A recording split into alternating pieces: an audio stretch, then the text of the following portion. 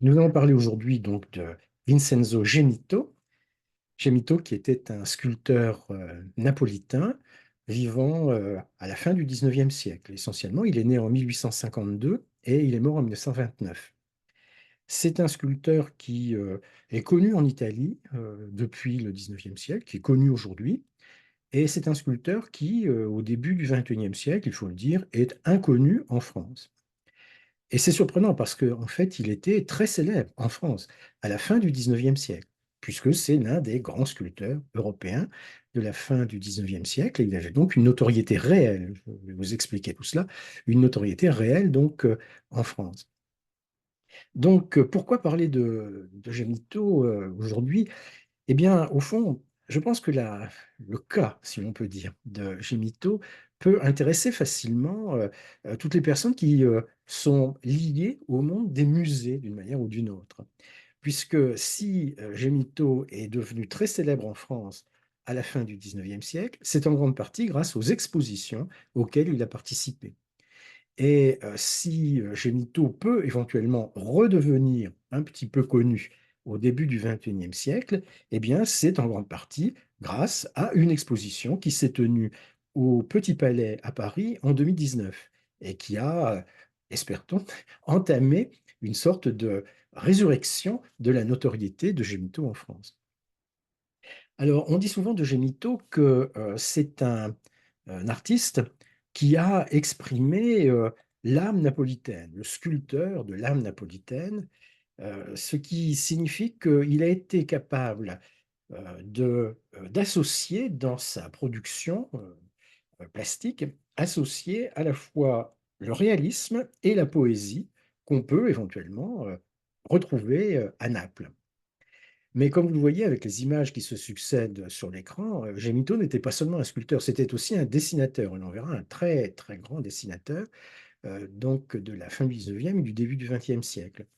Un personnage par conséquent qui, a priori, mérite intérêt et il faut insister un petit peu quand même sur le cas de Gemito et sur l'exposition de 2019 qui s'est tenue donc au Petit Palais. Voilà le visuel, comme on dit, de cette exposition. Pourquoi une exposition Gemito en France, le pays où la notoriété de l'artiste s'était complètement estompée depuis 150 ans? Pourquoi une exposition Gemito en France? Eh bien, c'est directement, on peut dire, le résultat d'une décision qu'a prise le gouvernement italien en 2015, c'est-à-dire permettre à des étrangers de diriger quelques-uns des grands musées italiens. Il y a eu 8 personnes, 7 ou 8 personnes qui ont été retenues en 2015 donc pour diriger quelques-uns des principaux musées italiens et notamment le musée de Capodimonte à Naples. C'est l'historien d'art Sylvain Bélanger qui a dirigé ce musée de Capodimonte jusqu'à maintenant, jusqu'à la fin de 2023. Et Sylvain Bélanger et son équipe ont entrepris, dans les années récentes, donc, de transformer complètement le musée de Capodimonte, qui était une vénérable institution ayant tendance à vivoter un petit peu. Donc, ils ont entrepris une modernisation technique, ils ont entrepris aussi d'ouvrir le musée sur le monde. Et donc, cela a eu deux effets. D'une part, des travaux importants ont été menés et sont encore menés à Naples en ce moment, des travaux qui ont conduit à mettre en réserve une grande partie de la collection du musée. C'est pourquoi l'idée est venue de présenter une partie de cette collection au Louvre l'année dernière. Et puis, d'autre part, des grands travaux qui ont conduit aussi à redéfinir d'une certaine façon le musée de Capodimonte. Alors, notre sujet, ce n'est pas le musée de Capodimonte, mais c'est dans ce contexte-là qu'il faut comprendre l'idée qui est venue, puisque Capodimonte et le Louvre établissaient des liens, l'idée est venue d'étoffer ces liens, de les diversifier en établissant un lien entre Capodimonte et le Petit Palais, qui est le musée des Beaux-Arts de la ville de Paris, comme vous savez. Donc l'idée est venue de présenter Gemito au Petit Palais, et c'est de là que vient donc, l'exposition de 2019, sur laquelle je me suis bien sûr beaucoup appuyé pour échafauder mon propos. Alors, comment présenter Gemito? Bien, je vais bien sûr retracer les grandes lignes de la vie du personnage, je vais présenter les œuvres principales qu'il a réalisées, mais donc une approche chronologique, une approche thématique si on veut, mais je vais aussi, simplement suggérer un phénomène, un événement, une date pour, organiser l'ensemble. Il se trouve que Gemito a séjourné à Paris pendant 3 ans, entre 1877 et 1880, pour des raisons que nous verrons et avec des conséquences, qui, découlent clairement de ce séjour parisien. Et donc, il y a tout naturellement une chronologie qui s'esquisse. Gemito à Naples avant Paris, c'est-à-dire avant 1877, Gemito à Paris, et puis Gemito à Naples après Paris, donc après 1880. Alors, concernant donc le séjour de Gemito à Paris, ce sera la deuxième partie, comme vous l'avez compris. Donc, Gemito est né à Naples en 1852. Euh, il faut indiquer, il faut préciser les circonstances, disons, dans lesquelles le génito apparaît, naît, et les premières années de sa vie. Je vais dire deux choses contradictoires. D'un côté, Gémito a eu, pendant ses premières années, pendant sa jeunesse et son adolescence, il a eu à plusieurs occasions de la chance, c'est-à-dire il y a eu des occasions favorables qu'il a su saisir, il y a eu des circonstances favorables qui sont présentées à lui. Mais, paradoxalement, à la naissance, Gémito, c'est un enfant abandonné. Donc il est abandonné à la naissance et il est recueilli par une institution charitable de Naples qui s'appelle l'Annunziata. C'est l'une de ces institutions charitables dont l'origine est à rechercher au Moyen Âge en fait, hein. Et donc à l'Annunziata, on s'est fixé pour mission de recueillir les enfants abandonnés, de les élever, de leur donner un nom également. Et généralement, les enfants qui passent par l'Annunziata s'appellent soit Genito, avec un N, ce qui signifie en italien il est né, hein, quelque chose comme ça, ou alors Esposito, ce qui veut dire qu'il a été cet enfant abandonné, exposé. C'est une expression ancienne qui a été conservée.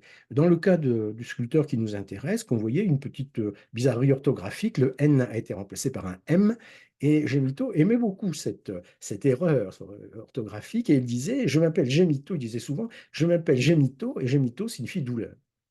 Alors, un enfant abandonné, en quoi est-ce que c'est une chance pour lui? Eh bien, il a été recueilli tout de suite, donc par une institution charitable, mais tout de suite, il a été adopté par un couple de Napolitains qui venait de perdre un enfant nouveau-né. Donc, c'est vraiment le substitut qui a été recherché par ceux qui deviennent les parents adoptifs de Gemito. Et Gemito a éprouvé pour ses parents adoptifs toute sa vie beaucoup d'affection, beaucoup de reconnaissance.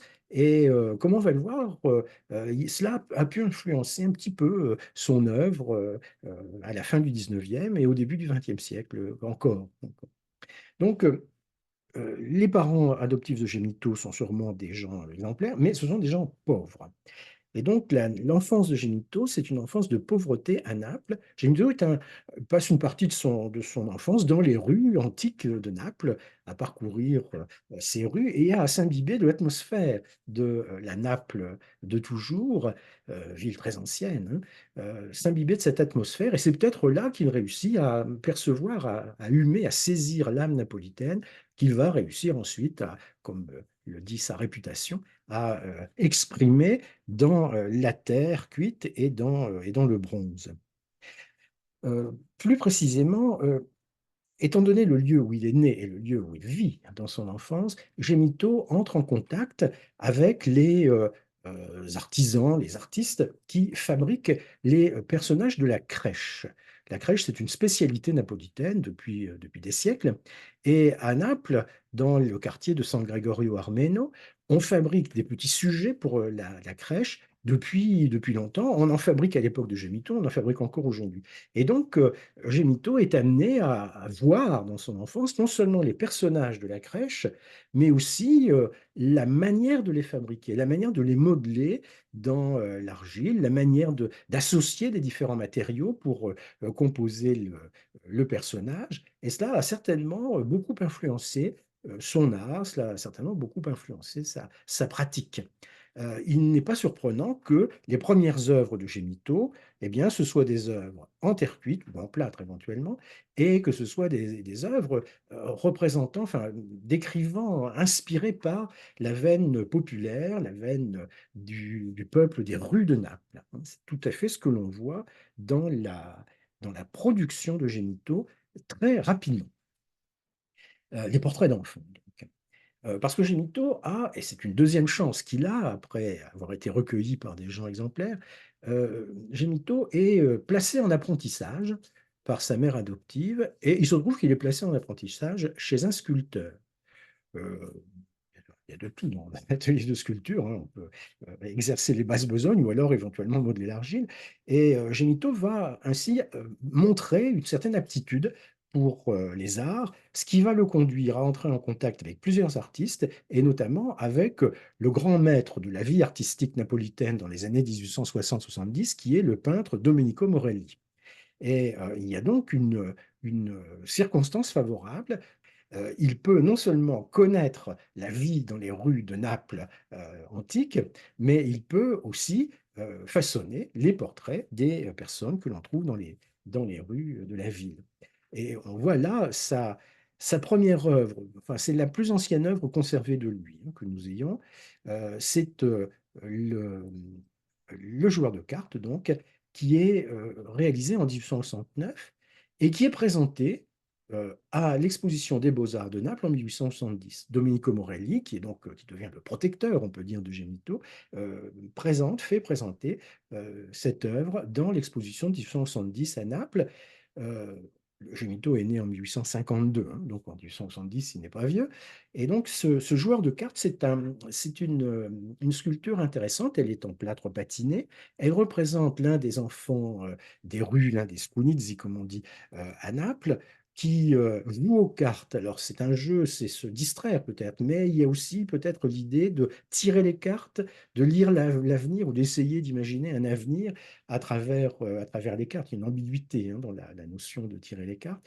Et cela, il réussit à le montrer dans la production qu'il propose, à la fois l'enfant et les cartes dans ce plâtre présenté donc à Naples en 1870 et qui est acheté par le musée de Capodimonte. Alors, il faut préciser qu'en 1870, le musée de Capodimonte n'existe pas encore. Ce qui existe, c'est le palais de Capodimonte, qui est une résidence royale du roi d'Italie, donc, euh, qui règne en 1870, c'est-à-dire le roi Victor Emmanuel II. Et, euh, et donc, la famille royale, la maison royale, achète cette œuvre de Gemito pour la placer dans les collections du palais de Capodimonte, et c'est ce qui explique que cette œuvre soit encore aujourd'hui dans le musée de Capodimonte.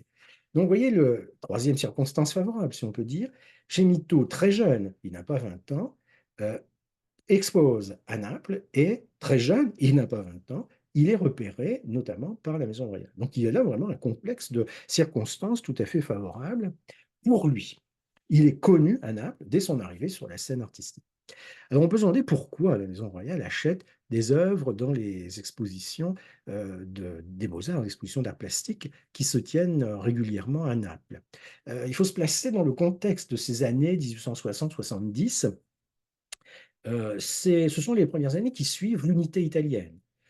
L'unité italienne, c'est-à-dire l'union entre le sud et le nord de la péninsule. C'était un processus complexe, un processus en plusieurs étapes, qui aboutit en fait en 1870-1871, lorsque Rome est proclamée capitale de l'Italie nouvelle. En fait, la plus grande ville d'Italie à cette époque-là, c'est Naples. Naples aurait dû peut-être devenir la capitale de l'Italie, mais Naples, c'était la capitale du royaume des deux Siciles, et l'unité italienne s'est faite contre le royaume des deux Siciles. Donc il y a de la part des autorités de l'Italie nouvelle, il y a de la part de la maison royale. La maison royale, c'est le roi de Sardaigne, c'est-à-dire le roi qui régnait à Turin, qui maintenant règne à Rome. Eh bien, il y a ce souci de faciliter l'intégration des différentes composantes de la Nouvelle-Italie. Et c'est pourquoi on voit très souvent au Palais Royal à Naples ou dans le Palais de Capodimonte, on voit très souvent séjourner des membres de la famille royale. C'est pourquoi on voit très souvent la Maison royale eh bien, acquérir des œuvres dans les expositions des beaux-arts qui sont organisées régulièrement. Cela se comprend comme ça. Il y a une sorte de, euh, de connotation politique, disons, à cette acquisition de l'œuvre de Gemito. Si on cherche encore à brosser un petit peu le contexte dans lequel Gemito va commencer sa vie d'artiste et de sculpteur, on peut dire il y a aussi conséquence, en somme, de l'unité, hein, il y a aussi un regard qui est porté euh, par le nord du pays sur le sud. La question méridionale, la question de l'Italie du Sud commence à se poser, et ce regard, ça peut être un regard, on pourrait presque dire, ethnographique. Le recueil de lettres de Renato Fucini que vous avez là, c'est une œuvre qui publie précisément au moment que nous évoquons, donc en 1878. Euh, Fucini arrive à Naples en 1877, il écrit ses impressions, il retrace ses impressions dans sa correspondance, et on trouve par exemple cette évocation des enfants des rues, en dialecte napolitain, c'est des Scunizzi, euh, les enfants des rues que Fucini découvre avec ébahissement. Et il nous dit ceci: j'ai vu un gamin dans le quartier Loreto qui marchait allègrement au milieu de la rue avec comme unique vêtement un pantalon d'homme déboutonné qui lui tombait sur les talons. Un autre portait deux moitiés de pantalon s'arrêtant au genou et retenu par une ficelle, et rien d'autre. Et évidemment, c'est cela en fait que Gemito va montrer dans ses productions, dans ses sculptures, des portraits de ses enfants des rues, tout nettement, hein, tout à fait clairement. Alors, l'exposition de Paris présentait donc quelques-uns de ces bustes. Alors, on dit portrait, bon, s'agit-il de portraits de personnes précisément identifiables? Ça, c'est une question. Mais enfin, ce sont en tout cas des visages tout à fait personnalisés que Genito réussit à rendre ici dans le Harponneur.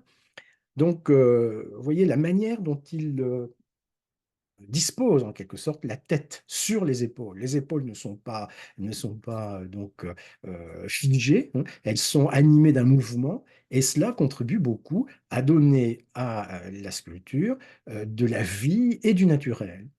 Euh, cette sculpture a beaucoup frappé lorsqu'elle a été montrée en 1872. Vous voyez, Gemito est né en 1852. Autre exemple, c'est l'image qui servait de visuel pour l'exposition, la tête de petit garçon. Donc là aussi, un sujet que Gemito repère et dont il va s'efforcer de montrer dans la matière qu'il travaille, eh bien, montrer donc l'expression et la personnalité d'une certaine façon. Alors, autre exemple, le jeune mort. Jeune mort, donc c'est le titre qui est donné à cette statue. Aujourd'hui, on l'appellerait sans doute autrement. Mais là aussi, il y a ce sens d'observation, ce réalisme, on peut dire, hein, et cette expression qu'il réussit à peindre sur le visage du sujet. Enfin, un dernier exemple, le berger des Abruzzes. Vous voyez les dates, hein, entre 1870 et 1873. Le berger des Abruzzes, donc même commentaire général, avec une précision, ici il s'agit d'un bronze et pas d'un plâtre ou d'une terre cuite. Et c'est un bronze qui a été acheté par le palais de Capodimonte, et même tout porte à croire aujourd'hui qu'il a non seulement été acheté, mais qu'il a été commandé par la maison royale. Donc, au fond, on voit bien ce que c'est que Gemito. C'est un artiste qui a réussi à se constituer, à trouver en quelque sorte son domaine, hein. Et c'est un artiste qui est repéré, qui est compris, qui est euh, consacré d'une certaine façon dans ce domaine dès ses premières années. Lorsqu'il réalise ce bronze en 1873, il a 21 ans. Alors, les portraits d'enfants, évidemment, un thème qu'il connaît très bien, un thème qui vient peut-être de sa proximité avec les personnages de la crèche dans sa prime enfance, mais en tout cas, un thème qu'il a travaillé longtemps, dès son plus jeune âge, mais qui travaille encore à la fin de sa vie, nous en parlerons tout à l'heure. Et puis, il y a une deuxième catégorie d'œuvres que Gemito travaille aussi dans les années 1870, ce sont les portraits d'artistes. Alors, les portraits d'artistes, ce sera d'abord, évidemment, le portrait de Domenico Morelli. Domenico Morelli, c'est donc le grand maître de la scène artistique napolitaine dans les années 1870. C'est un personnage qui est très réputé à l'époque, qui l'est encore un petit peu en Italie aujourd'hui. C'est un peintre essentiellement. Et Gemito donc réalise ce buste en 1873, et il donne à l'expression l'on peut lire sur le visage de Morelli, c'est ce caractère particulier. On voit donc les yeux qui sont profondément enfoncés, on voit l'air noble et rêveur en même temps que l'artiste peut montrer. Et puis, regardez aussi, par exemple, les épaules qui sont ici représentées. Il y a une dissymétrie. Une épaule plus petite que l'autre, cela, évidemment, donne du mouvement au bronze. Il y a une sorte de torsion dans le métal, dans le personnage, et cela, évidemment, donne aussi beaucoup de naturel et beaucoup de vie au modèle. Cette sculpture a été tout de suite euh, extrêmement appréciée, extrêmement, si je puis dire, remarquée. Et Gemito va présenter cette statue dans plusieurs expositions, en Italie d'abord, et lorsqu'il viendra à Paris en 1877, il vient avec ce buste. Alors, particularité encore de Domenico Morelli, c'est un ami du musicien Giuseppe Verdi. Et Verdi, comme vous savez, c'est le grand musicien italien du 19e siècle. Verdi est à Naples en 1873. C'est l'époque où est monté au théâtre San Carlo de Naples euh, l'opéra de Verdi Aïda et d'autre part Don Carlo. Donc Verdi est à Naples pendant plusieurs semaines en 1873. Morelli obtient de Verdi qu'il accepte de poser en fait pour Gemito, de se faire tirer le portrait, si je puis dire, par Gemito. Et donc il y a toute une légende à propos de ce buste de Verdi qui est aujourd'hui l'une des images caractéristiques de Verdi, avec le portrait de Boldini évidemment. Eh bien, le- la légende raconte que Gemito a vu plusieurs fois Verdi, mais qu'il a eu du mal au départ voilà, à repérer, à comprendre, à imaginer le portrait de Verdi. Jusqu'au jour où Verdi s'est mis au piano, a joué un petit peu, et Gemito a pu comprendre, a pu remarquer le talent, le génie du musicien, et c'est ce qui lui a donné cette idée de représenter un Verdi plongé dans son monde, hein, et donc plongé dans le monde de la musique, d'où l'expression que Gento donne au personnage sur le buste que vous voyez là. Alors le buste est présenté à Naples, il va être présenté à Paris aussi ensuite, et les critiques qui sont faites de ce buste sont les mêmes à la fois à Naples et à Paris. D'un côté, grande habileté technique du sculpteur, c'est clair, mais d'un autre côté, une, un visage étrange, un personnage étrange. Un critique a même dit qu'on avait l'impression que Verdi ressemblait plus à un conspirateur qu'à un grand musicien. Alors, donc Verdi, Morelli. Deux autres artistes sont portraiturés dans les années 1870 par Gemito. Bon, il y en a plusieurs, mais j'en ai choisi deux, en plus de Verdi et de Morelli. D'abord, Mariano Fortuny. Alors, Mariano Fortuny, c'est la formulation en castillan du nom d'un peintre catalan. Donc, bon, je vais l'appeler Fortuny pour simplifier. C'est un peintre célèbre au début des années 1870. C'est un peintre qui séjourne à Naples en 1873, et donc même scénario que pour Verdi. Fortuny reçoit Gemito grâce à un intermédiaire de Morelli, et Fortuny se fait représenter en quelque sorte par Gemito dans le plâtre que vous avez à gauche, le plâtre original, et dans le tirage qui en est fait en bronze que vous avez sur la droite. Le bronze.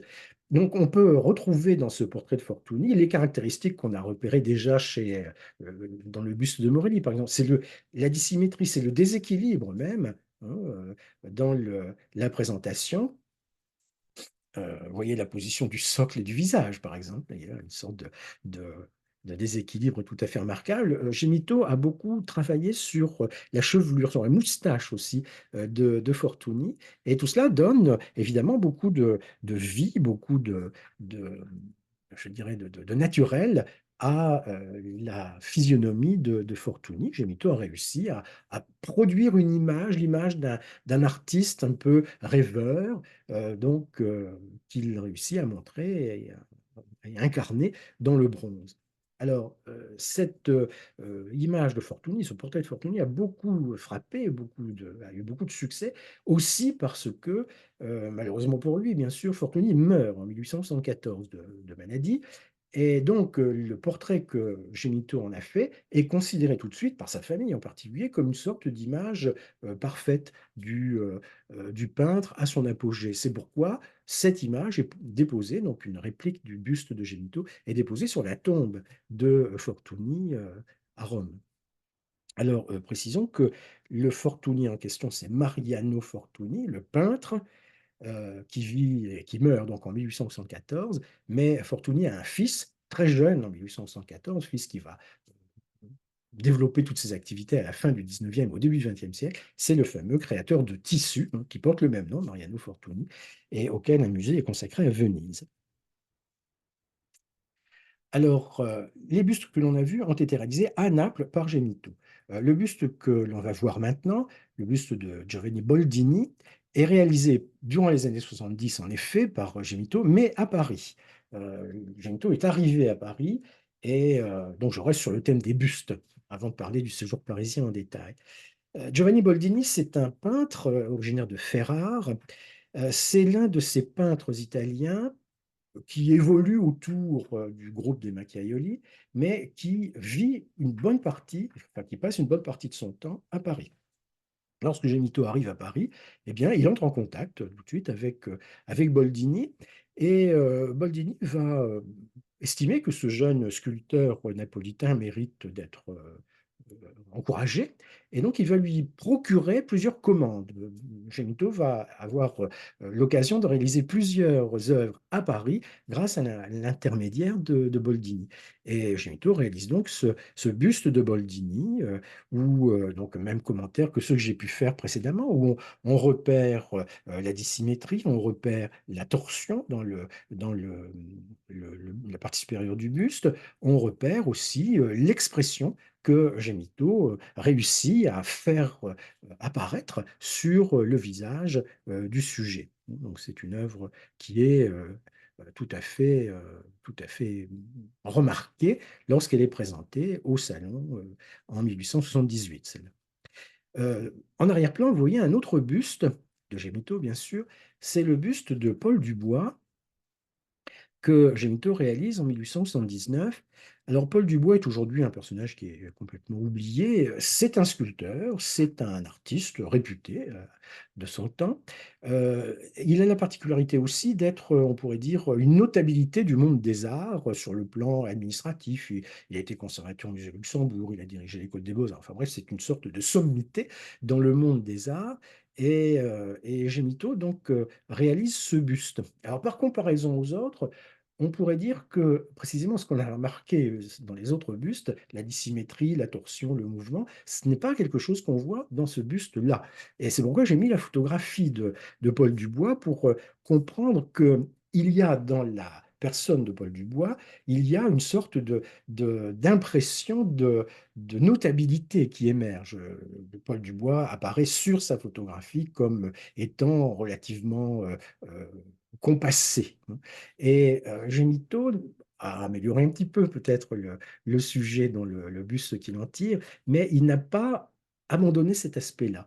Au fond, on peut dire Paul Dubois est un artiste officiel et Gemito propose un portrait officiel de l'artiste officiel. Et par conséquent, il est probable que cet aspect compassé qu'on peut lire un petit peu sur le buste, ce n'est pas une maladresse de Gemito, mais c'est plutôt le réalisme justement de l'artiste par rapport à son modèle.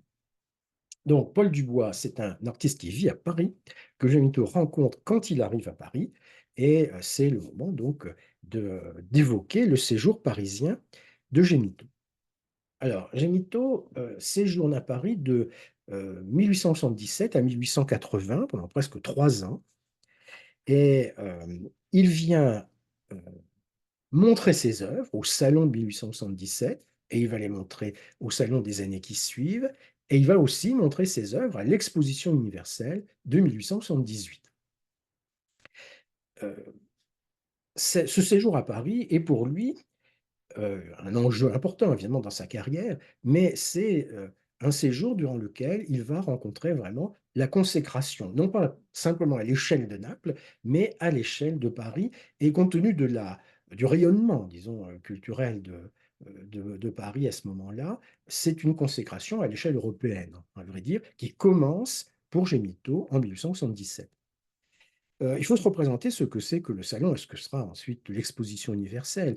C'est le rassemblement d'un très grand nombre d'œuvres proposées par les artistes et donc il est, difficile pour un personnage comme Gémito, en 1877, il a, si on compte bien, 25 ans, hein, il n'est pas connu du tout à Paris. Il est difficile pour lui de se faire, remarquer alors qu'il y a une telle concurrence, si je puis dire. Il y a 4 600 œuvres qui sont présentées au salon de 1877 et donc c'est assez délicat, bien entendu, de sortir du lot. Gemito montre donc quelques-unes de ses plus belles réalisations, celles qu'on a déjà vues, le buste de Morelli et le buste de Verdi, et puis il va montrer aussi, il va exposer aussi une œuvre nouvelle qu'il vient de réaliser et qu'il va présenter au salon. Donc pour les artistes qui participent au salon, se faire repérer en quelque sorte, c'est un véritable enjeu. Il y a un autre artiste qui commence sa carrière au salon de 1877, tout comme Gemito, c'est Auguste Rodin. La première œuvre que Rodin présente au public, c'est en 1877 avec L'âge d'airain. Donc on peut esquisser, je reviendrai dans ma conclusion, on peut esquisser un parallèle entre Rodin et Gemito. Restons sur Gemito, qui donc présente au salon de 1877 son Pêcheur napolitain. Alors, le pêcheur napolitain de Gemito, c'est c'est un bronze de taille, je dirais pas de grande taille, mais enfin de taille quand même plus grande que les bustes qu'il a réalisés jusque-là. Gemito n'est pas un adepte des grandes statues, hein, c'est un adepte des statues de petite taille. Donc ici, plutôt une œuvre de grande taille pour lui. C'est une œuvre très, très ambitieuse qu'il réalise avec la technique de la fonte à la cire perdue, ce qui surprend un petit peu à Paris en 1877. On n'a pas l'habitude d'utiliser cette technique qui est connue, mais on n'a pas l'habitude de l'utiliser, c'est-à-dire fondre l'œuvre d'un seul jet, hein. L'exposition de Paris montrait aussi le plâtre original de la statue. Alors, ce pêcheur napolitain euh, est remarqué, pour le coup, par le public et par la critique. J'ai choisi de lire un passage d'une critique de Charles Timbal, qui est un critique en vue à l'époque, Charles Timbal qui explique que ce qui caractérise l'œuvre de Gemito, c'est la laideur, il parle même d'apothéose de la laideur, et dans l'article que vous avez sous les yeux, il explique pourquoi. Qui donc a dit que la laideur était l'ennemi de l'art? Pour Monsieur Gemito, la beauté, c'est le lait.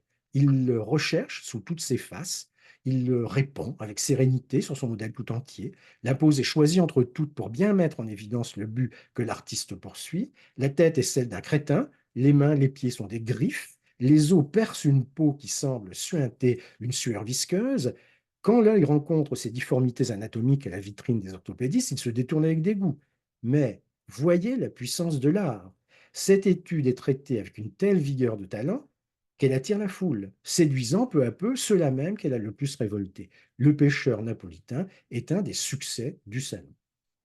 Donc voilà, avec cette œuvre, les autres aussi, mais avec cette œuvre-là, Gemito frappe l'œil du public, l'œil de la critique aussi, et les regards se tournent vers lui.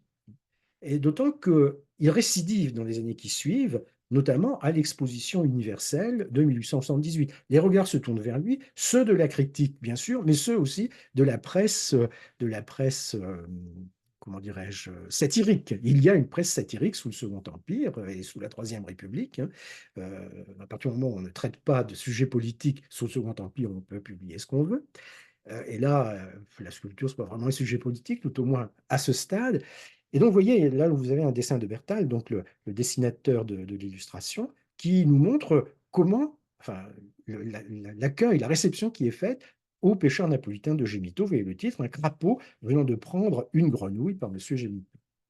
Et, euh, et donc, cette réception de Gemito au Salon 1877 le consacre comme l'un des sculpteurs marquants de l'époque. Et comme je disais tout à l'heure, il récidive en 1878 en présentant à nouveau le sculpteur napolitain dans le département italien de l'exposition universelle.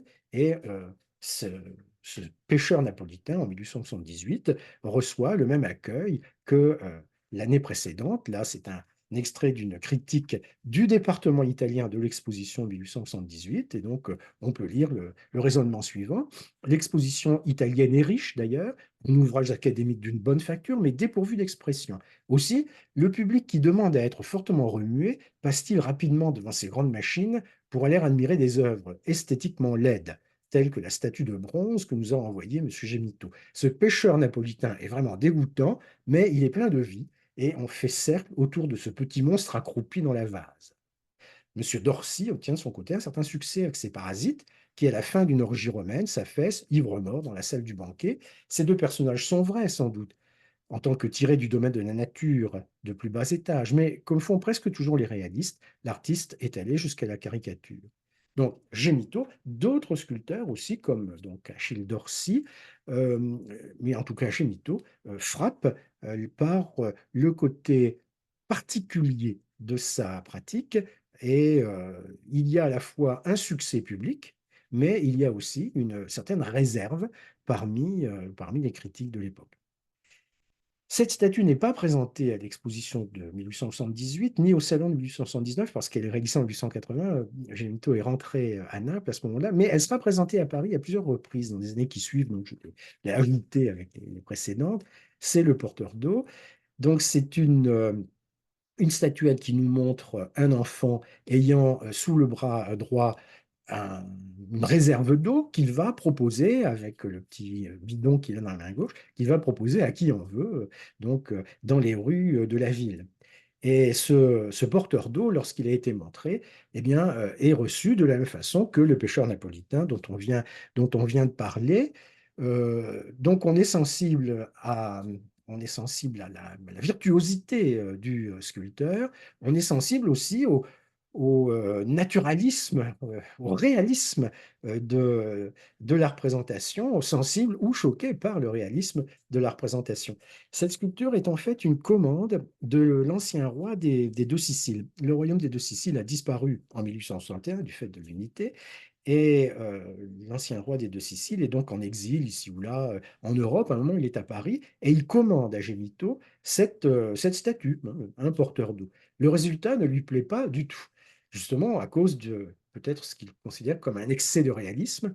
Et donc, Gemito propose en fait deux versions de sa statue. Cette version-là, qui est la version originale, et il en propose une autre, disons, euh, susceptible de plaire davantage aux commanditaires et montrant un meilleur respect de la bienséance. C'est le porteur d'eau muni d'un caleçon, par exemple. Ça, c'est la version qu'achète l'ancien roi des Deux Siciles.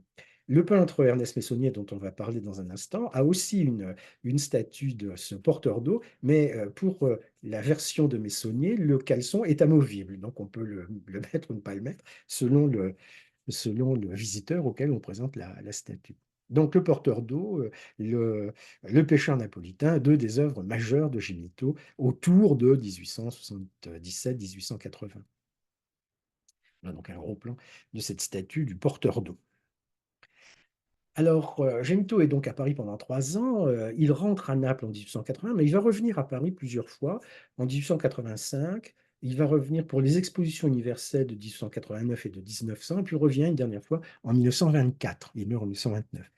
Et pourquoi revient-il? Bah, pour montrer ses œuvres, évidemment. On peut montrer les œuvres sans être physiquement présent sur place, bien sûr, mais il revient pour cette raison-là. Il revient aussi pour visiter quelques-unes des personnes qu'il a rencontrées à Paris.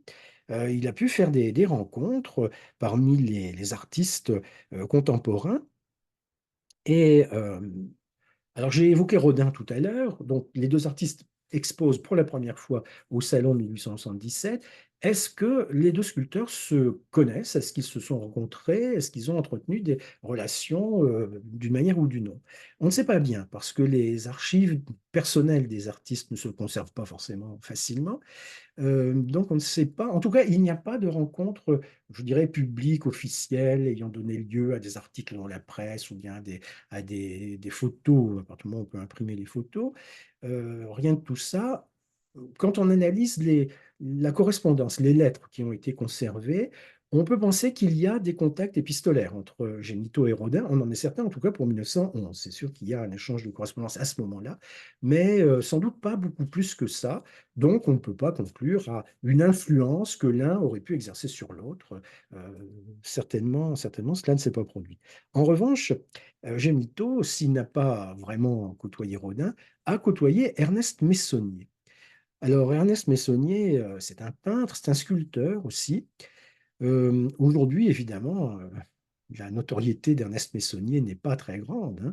Ce que l'on sait, ce que l'on dit plutôt d'Ernest Meissonnier aujourd'hui, quand on en parle, c'est que c'est le prototype du peintre pompier, c'est-à-dire un peintre qui se spécialise dans les scènes historiques ou bien dans les scènes de bataille et qui voue un culte à la précision du détail. Le moindre bouton sur les uniformes est représenté avec beaucoup de précision. Et donc le peintre pompier, c'est un bon technicien, mais ce n'est pas un artiste au sens où il serait capable d'engendrer, de faire naître sur sa toile une émotion, un souffle particulier. Voilà l'idée qu'on se fait de Meissonnier aujourd'hui. Ce n'est pas du tout comme cela qu'il est considéré dans les années 1880. Dans les années 1880, il faut le dire clairement, Meissonnier est le peintre français le plus important, le plus célèbre, le plus connu, le plus apprécié de tous.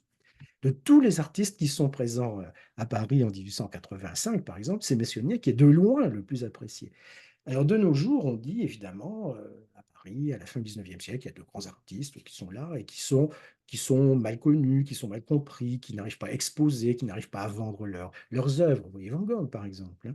Meissonnier, ce n'est pas ça du tout. Meissonnier, c'est quelqu'un qui est connu, c'est quelqu'un qui exerce des fonctions dans le monde de l'art, c'est quelqu'un qui reçoit des honneurs impressionnants, c'est quelqu'un qui expose facilement, c'est quelqu'un qui vend ses toiles facilement et il est capable d'obtenir pour ses toiles, des prix extraordinaires. En 1885, il vend une toile pour 200 000 francs. Alors, 200 000 francs au 19e siècle, qu'est-ce que ça représente? C'est difficile, hein, de convertir les valeurs monétaires. Enfin, si on s'appuie sur le convertisseur de l'INSEE, on peut estimer que 200 000 francs de la fin du 19e siècle en euros d'aujourd'hui, c'est 100 millions. 100 millions d'euros. Donc ça vous donne une idée de la cote de Meissonnier à la fin du 19e siècle. La notoriété qui a complètement disparu, mais qui était énorme. Lorsque Gémito est entré dans l'entourage de Meissonnier. Euh, Meissonnier si on peut dire, protégé Gémito, il a cherché à le pousser dans le monde de l'art. Et Gémito a été très reconnaissant à Meissonnier de cet appui qui lui a été apporté. Cela a eu pour conséquence que les relations entre les deux hommes ont été régulières jusqu'à la fin de la vie de Meissonnier en 1891. Et cela a eu pour conséquence aussi que Gemito a donné à Meissonnier plusieurs de ses œuvres. Sur cette gravure qui est publiée en 1891, au moment de la mort de Meissonnier, on voit très bien qu'il y a dans l'atelier de Meissonnier, donc donné par Gemito, le porteur d'eau qu'on voit là et le pêcheur napolitain qu'on voit ici. Euh, et même Gemito est allé jusqu'à réaliser une statuette montrant Meissonnier en pleine activité. Meissonnier a posé pour Gemito, si on veut. Alors, il paraît que Meissonnier se serait bien vu à cheval, enfin, une grande machine spectaculaire, mais Gemito, estimant que Meissonnier était un peintre, eh bien, il l'a représenté en peintre. C'est ce que l'on voit ici. Cette statuette a été offerte par Gemito à Meissonnier. Elle a été conservée par l'artiste et je veux dire par le peintre. Et même Meissonnier a réalisé une toile montrant Gemito en train de réaliser la statue de Meissonnier. Ce qu'on voit là, c'est une copie de la toile initiale qui n'a pas été conservée. Alors voilà, donc consécration de Gémito à Paris, rencontre des personnages importants, et donc il y a cette appellation qui lui a été donnée, cette critique qui lui a été opposée d'apothéose de la laideur. Qu'est-ce que ça peut bien vouloir dire? Eh bien, apothéose de la laideur, c'est donc le pêcheur napolitain. Là, il faut dire un mot de ce que c'est que le pêcheur napolitain au XIXe siècle. Il y a deux façons de dire les choses. On peut dire, voilà, le pêcheur napolitain est un personnage de la vie politique européenne le 25 août 1830.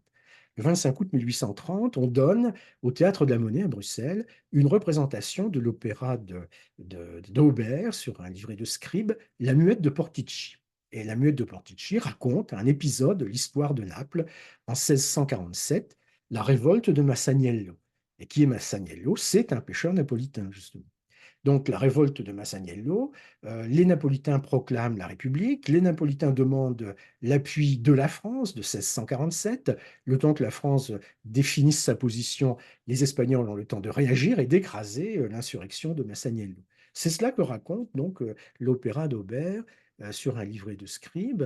Et donc, pour le public bruxellois du 25 août 1830, il y a sur la scène un éloge, une apologie, si on peut dire, de la révolte. On entend des mots comme, par exemple, il y a ce vers que l'on entend chanter sur le théâtre, donc, amour sacré de la patrie, rends-nous l'audace et la fierté. Et donc, on fait de cette représentation du 25 août 1830 l'étincelle qui provoque les journées de septembre 1830, durant lesquelles, donc, eh bien, c'est l'indépendance de la Belgique, en fait, hein. La révolte de la Belgique contre les Pays-Bas est lancée par un pêcheur napolitain.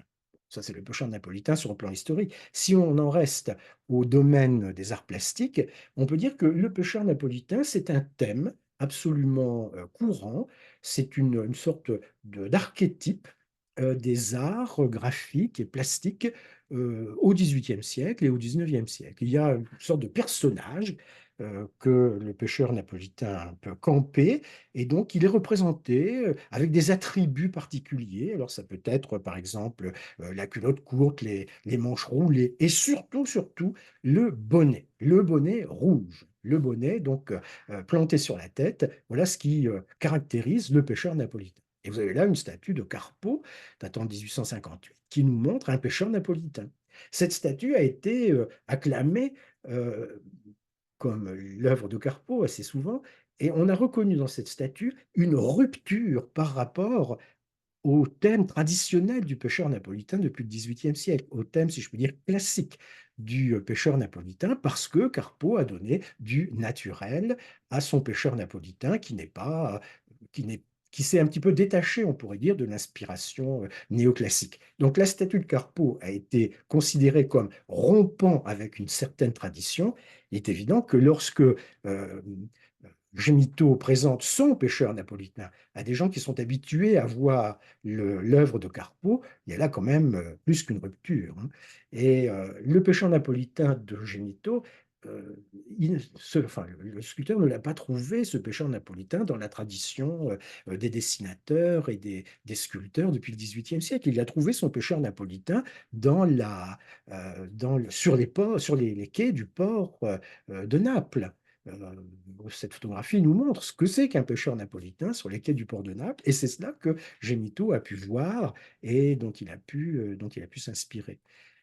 On voit nettement que là, il y a une véritable rupture par rapport à une certaine tradition. Ce qui nous amène évidemment à nous demander ce qu'il y a de particulier et d'original dans l'art de Gemito.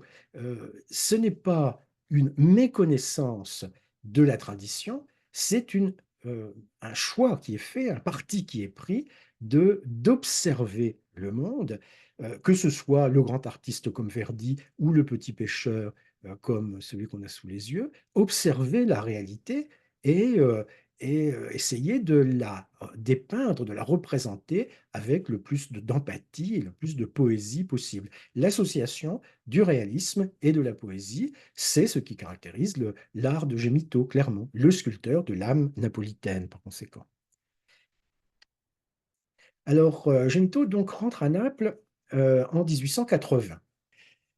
Et on peut considérer qu'il va avoir devant lui plusieurs décennies de difficultés et même, on peut dire, de drames. Alors, des difficultés fondent sur lui dans les années 1880 parce qu'il reçoit des commandes, paradoxalement. Il reçoit des commandes de la Maison royale. Euh, les années 1880, c'est le début du règne du deuxième roi d'Italie, le roi Humbert Ier. Et la Maison royale commande à Gemito plusieurs œuvres. Elle lui commande, par exemple, de la vaisselle de table.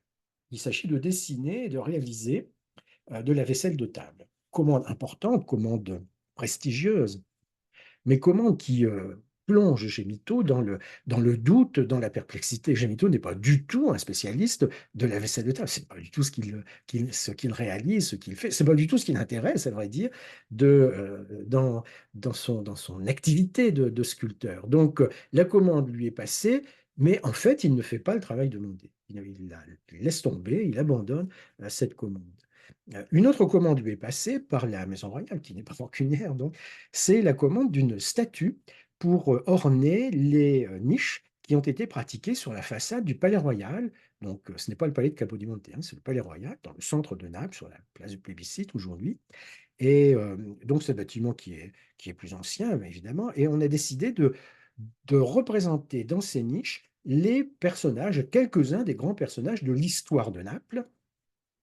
Alors évidemment, il y aura le roi Victor Emmanuel II, bien sûr, hein, le père de la patrie, l'artisan de l'unification, naturellement. Il y aura quelques héros de l'histoire de Naples au Moyen Âge. Il y a le roi Charles III, donc Charles de Bourbon, qui règne sur Naples au XVIIIe siècle, qui est un personnage tout à fait remarquable. Il y a même ici, donc Victor Emmanuel II est là, il y a là Murat qui est roi de Naples vers 1815, et ici, on prévoit Charles Quint. Charles Quint, qui est au XVIe siècle souverain à Naples, comme il est souverain dans de nombreuses régions d'Europe, notamment dans notre région. Et donc Charles Quint va trouver sa place sur la façade du Palais Royal de Naples. La statue est commandée à Gemito. Il s'agit de réaliser une statue plus grande que nature et une statue en marbre. Or, Gemito, jusque-là, réalise plutôt des statues de taille réduite et pas vraiment en marbre. C'est moi qui ne travaille pas le marbre. Enfin, c'est pas son matériau de prédilection. Alors, Gemito va réaliser une esquisse en plâtre, il va réaliser un petit modèle en, en bronze. De cela va être tiré effectivement la statue en marbre qui est placée sur la façade du Palais Royal. Mais enfin, Gemito n'est pas satisfait de cette production. Il considère que il est sorti de son, si je puis dire, de sa zone de compétence. Lui qui est le sculpteur de l'âme napolitaine, bah, n'est pas l'artiste capable ou susceptible tout au moins de représenter l'empereur Charles Quint. Donc c'est une activité qui est suscitée par les commandes royales, une activité qui suscite chez lui des doutes, une remise en cause et une sorte de dépression, au fond, qui fond sur lui dans les années 1880, d'autant plus qu'il a dans sa vie personnelle, il a des difficultés, même des drames tout à fait considérables. Depuis 1872, il vit avec une jeune femme d'origine française, Mathilde Dufaux, qu'il a rencontrée à Naples, avec qui il va à Paris et avec qui il rentre de Paris en 1880 et Mathilde meurt quelques mois après. Donc, drame, évidemment, dans la vie personnelle de Gemito. Gemito rencontre quelques années plus tard une autre jeune femme, Anna Cutolo, avec laquelle il se marie. Les deux époux auront une fille, mais Anna, dans les années 1890, tombe malade, une maladie grave, un petit peu mentale, et elle meurt en 1906. Donc, autour de lui, c'est la désolation en quelque sorte, et Gemito est plongé dans un trouble psychologique, psychiatrique, même il est interné pendant quelques mois en 1888, et à partir de 1889, on peut considérer que pendant 20 ans, jusqu'en 1909, il vit en reclus dans son appartement de Naples. Donc il n'en sort pas quasiment. Et vivre en reclus, ça ne veut pas dire que Gemito ne travaille pas. Euh, il produit, euh, il produit par exemple des bronzes. Génito, rentrant de Paris, a installé à Naples une fonderie d'art. Et il va donc réaliser des tirages de ses propres œuvres. Il y en aura plusieurs qui vont être réalisés dans cette fonderie d'art. Il va réaliser aussi, enfin la fonderie va réaliser aussi des copies d'œuvres anciennes, antiques. Euh, donc il travaille, il se consacre au bronze, il se consacre au dessin aussi. Il participe, comme vous voyez, à la Biennale de Venise en 1903, du moins ses œuvres participent à la Biennale de Venise en 1903. Et que fait-il? Dans quel domaine travaille-t-il précisément? Eh bien, il y a un domaine dans lequel il travaille dans les années 1880-90, c'est je dirais, les variations sur des sujets qu'il a déjà traités. Là, on voit une variation sur le porteur d'eau, hein, clairement. Alors bon, on peut penser que la première version est meilleure que la deuxième, ça c'est une question de point de vue. Enfin, il y a cette réflexion sur le travail déjà réalisé et la variation sur le thème. Il y a plusieurs exemples qu'il a travaillé de cette façon, donc à la fin des années 1880 et 90. Gemito va aussi développer une production graphique très importante.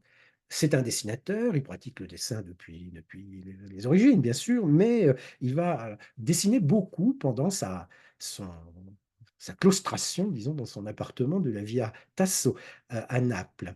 Euh, on avait vu tout à l'heure l'autoportrait qu'il avait offert à Messonnier en 1879, hein, ce qui donne une idée évidemment du talent du dessinateur.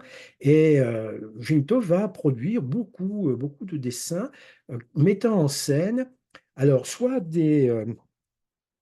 une réflexion personnelle sur la vie et la mort. Ce dessin donc, est réalisé en 1909, mais c'est un Gemito plus jeune en fait qui est représenté par l'artiste.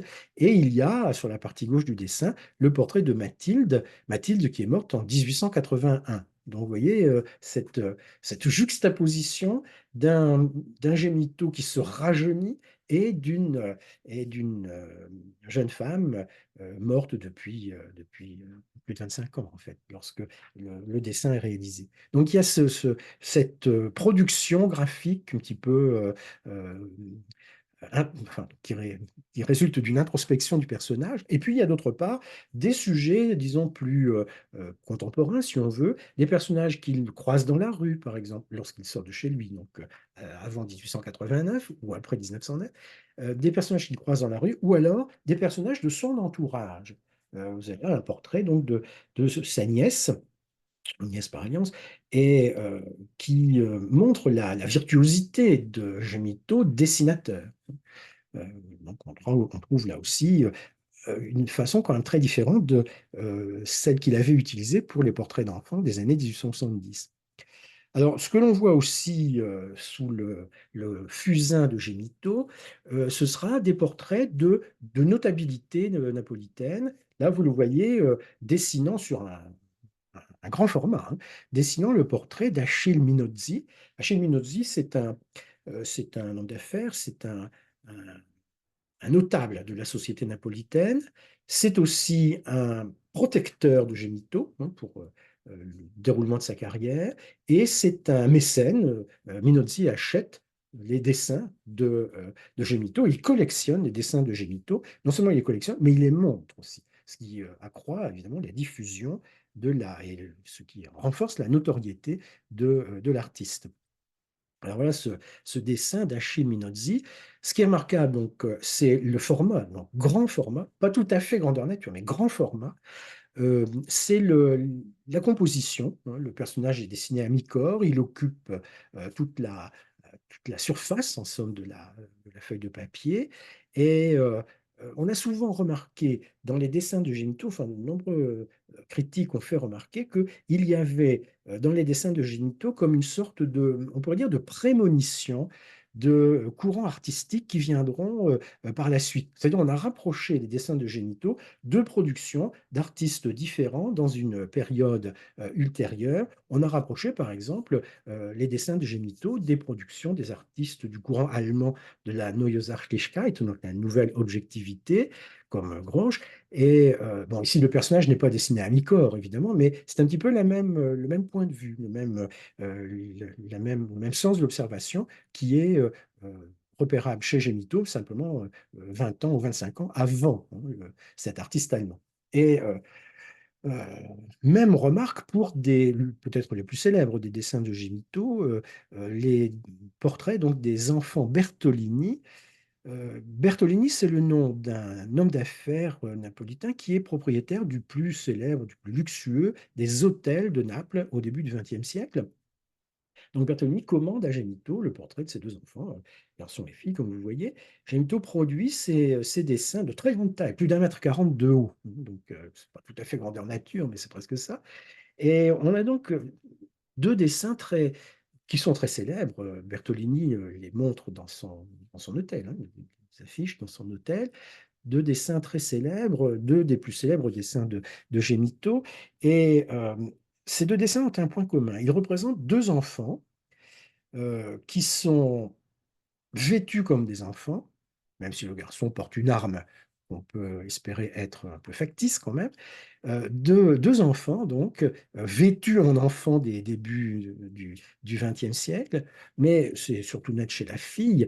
Mais, si les vêtements sont ceux d'un enfant, le corps lui-même n'est plus vraiment celui d'un enfant. Il y a une sorte de je veux dire, de contraste un petit peu étrange entre le développement, du corps et le côté, enfantin du vêtement. Ce qui fait ressortir une sensation indéfinissable, une sensation de bizarrerie que l'on trouve dans ces portraits réalisés en 1913-1914 et que l'on pourra trouver plus tard, par exemple, dans la production d'un Balthus, donc 60 ans plus tard, où dans cette toile, hein, le peintre et son modèle, on voit aussi une enfant qui n'en est pas vraiment une par rapport au peintre et une atmosphère étrange, un petit peu perverse au fond, qui peut être repérée.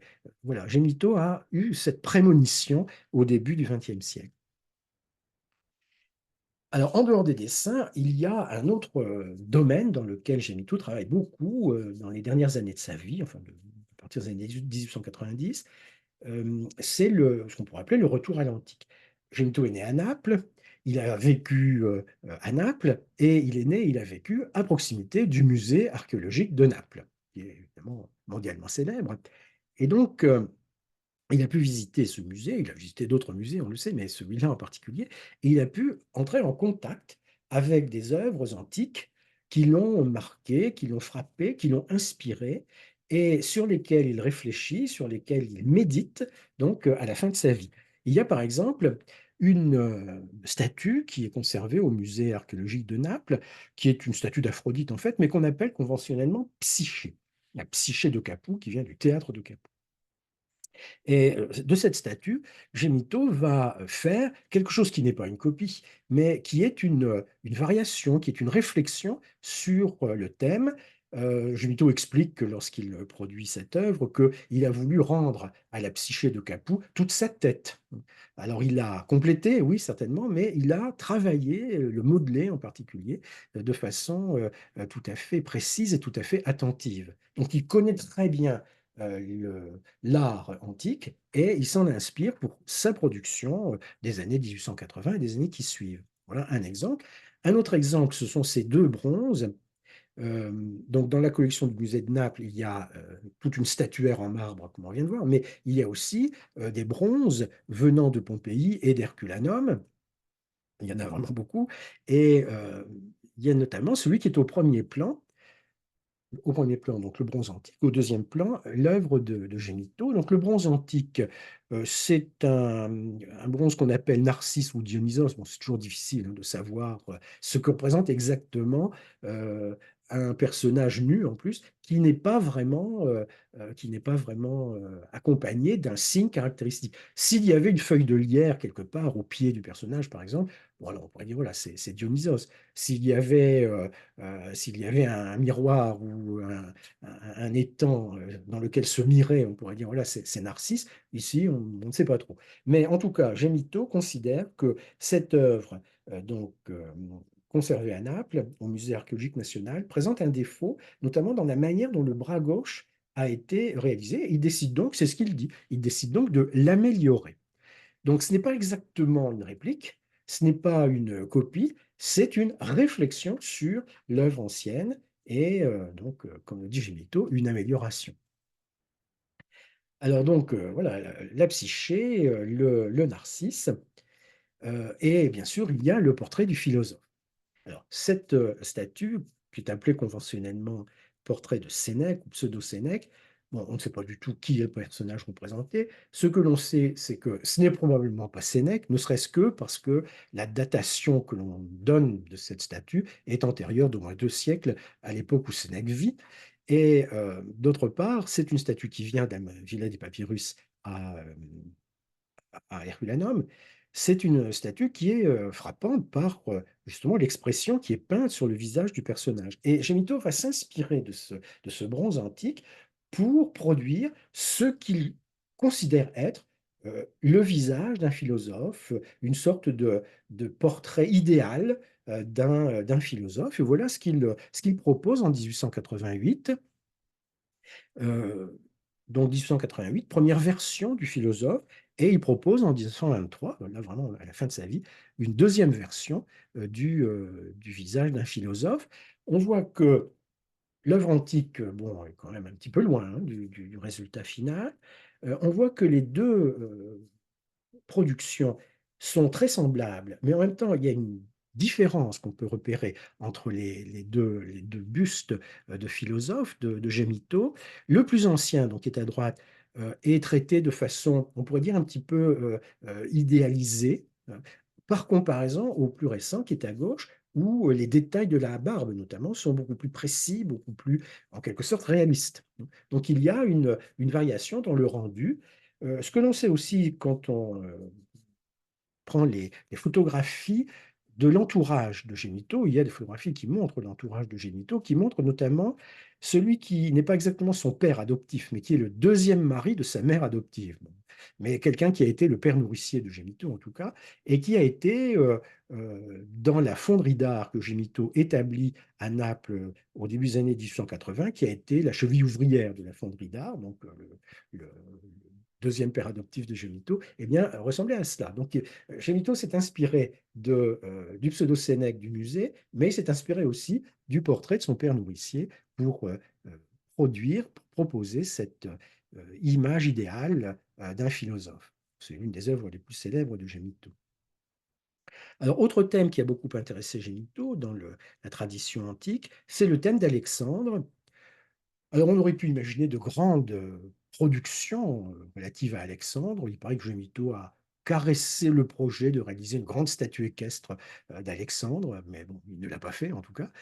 Et qu'est-ce que c'est qu'Alexandre? Évidemment, sur le plan historique, c'est un des grands personnages de l'Antiquité, bien sûr, mais sur le plan des arts plastiques, c'est un type bien précis. C'est un une tête humaine avec une chevelure tout à fait travaillée et des boucles de cheveux disposées de manière bien précise, ce qui permet de reconnaître Alexandre. Ici, dans le buste que Gemito a pu voir à Rome, les boucles ne sont pas exactement disposées comme elles devraient l'être. Le portrait d'Alexandre, si vous voulez, est devenu un portrait officiel, stéréotypé au fil des siècles, hein, et avec une façon bien précise de disposer les boucles de cheveux. Ici, ce n'est pas vraiment le cas, d'où l'attribution. Alexandre Hélios. Et pour Gemito, c'est donc la possibilité d'utiliser un thème antique et de le travailler à sa manière. Donc il va produire plusieurs visages d'Alexandre, mais en ne respectant pas euh, la convention des artistes de l'Antiquité. Non pas qu'ils ne la connaissent pas, mais ils considèrent qu'il n'est pas tenu par cette convention. Et là, ça peut nous donner ceci, par exemple, hein, qui est donc un Alexandre de Gemito, si l'on peut dire, qui n'est peut-être pas précis sur le plan de la convention capillaire, mais en tout cas qui est plein de vie et qui est tout à fait frappant, évidemment, par l'énergie qui est dégagée par la représentation que Gémito en donne. Voilà une autre représentation d'Alexandre, donc sur cette espèce de médaillon que Gémito réalise en 1923. Alors, dernier thème dernier thème que j'ai choisi de vous montrer à propos de la production de Gemito à la fin de sa vie, le thème de la méduse, la gorgone méduse, vous voyez, cette gorgone méduse dont le regard pétrifie celui qui vient à le croiser. C'est pourquoi on montre Méduse sur les boucliers, parce que quand on présente le bouclier à l'adversaire, eh bien, il pourrait être pétrifié par le regard de Méduse.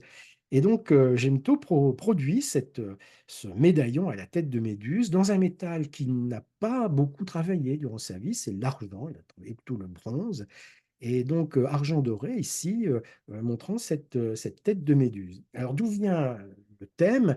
Eh bien, Gemito a trouvé une inspiration, évidemment, au musée de Naples, dans la tasse farnèse.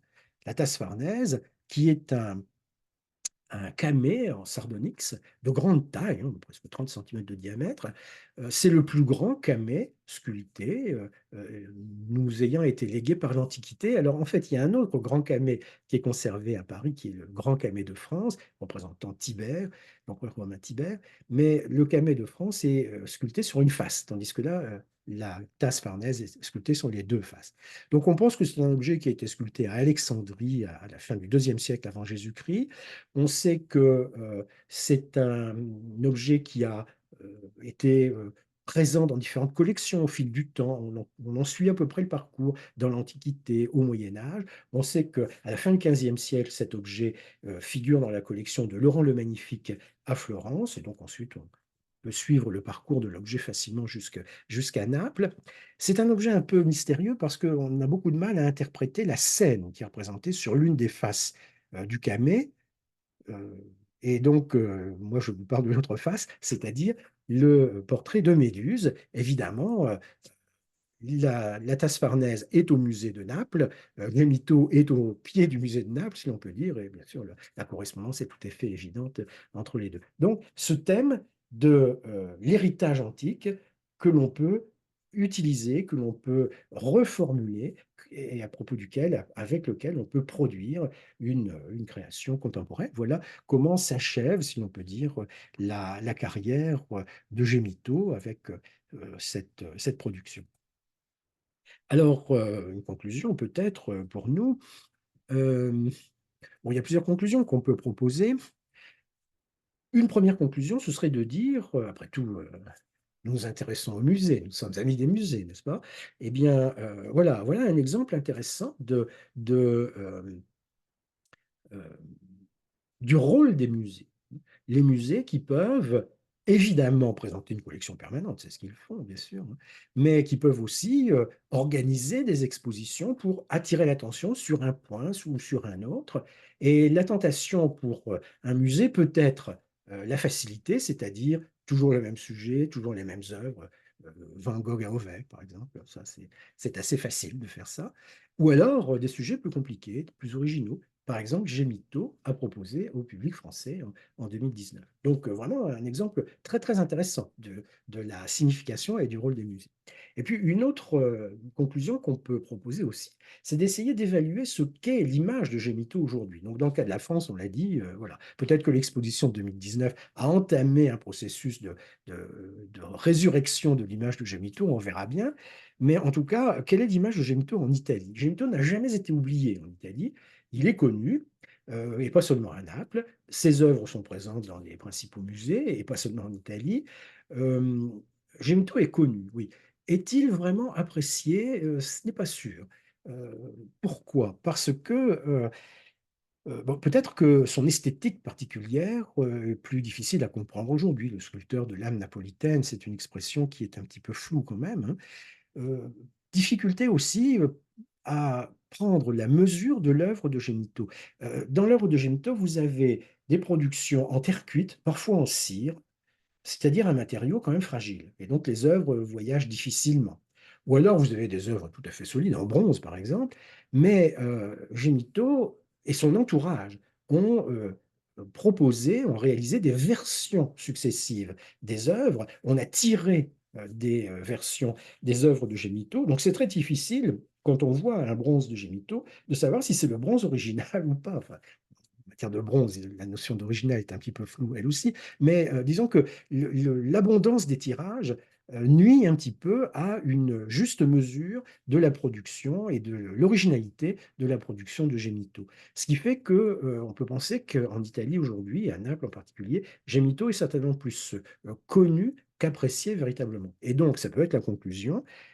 Gemito n'est pas, au fond, le Rodin italien, ou n'est peut-être pas encore le Rodin italien, alors que les deux artistes, Gemito et Rodin, étaient tout à fait contemporains et ont fait leur début en même temps à Paris en 1877.